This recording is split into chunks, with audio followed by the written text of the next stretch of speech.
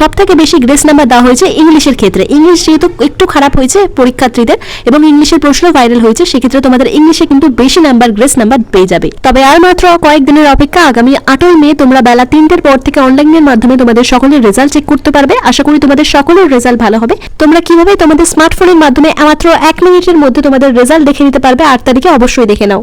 তো result check করার জন্য সর্বপ্রথম গুগল ওয়েব ব্রাউজারে চলে গেলাম, সেখানে গিয়ে লিখে নিলাম www.result.nic.in। সেখানে সার্চ করার পর তোমরা প্রথমে যে লিঙ্কটা দেখতে পাবে তার উপর ক্লিক করে দেবে, দেখতে পাবে ওয়েস্ট বেঙ্গল রেজাল্ট। এরপর এর উপর ক্লিক করে দেওয়ার পর তোমাদের স্ক্রিনে এরকম একটা ইন্টারফেস শো করবে। যেদিন তোমাদের রেজাল্ট প্রকাশিত হবে, অর্থাৎ 8ই মে উচ্চ মাধ্যমিকের রেজাল্ট প্রকাশিত হচ্ছে, 3টের পর থেকে তোমাদের ইন্টারফেসটা কিন্তু এরকম থাকবে না। 3টের পর থেকে তোমাদের উচ্চ মাধ্যমিকের রেজাল্ট আউট হয়ে যাবে, তার জন্য তোমাদের এরকম ধরনের একটা ইন্টারফেস দেখতে পাবে, হায়ার সেকেন্ডারি এক্সাম রেজাল্ট 2024। তারপরে এর উপরে ক্লিক করে দিলে তোমাদের কাছে এরকম ধরনের ইন্টারফেস শো হবে, যেখানে তোমাদের এন্টার রোল আর নাম্বারের দুটো কলাম থাকবে আর ক্যাপচা থাকবে। এবার এন্টার ইওর রোলের জায়গায় তোমাদের অ্যাডমিট কার্ডে থাকা রোলটা দেবে এবং পাশের যে নাম্বারের সেকশন রয়েছে সেখানে নাম্বারটা বসিয়ে দেবে। তারপর নিচে দেখতে পাবে তোমাদের এক একজনের এক এক রকম ক্যাপচা থাকবে, সেই ক্যাপচাটা বসিয়ে দেওয়ার পর নিচে দেখতে পাবে সাবমিট অপশন রয়েছে।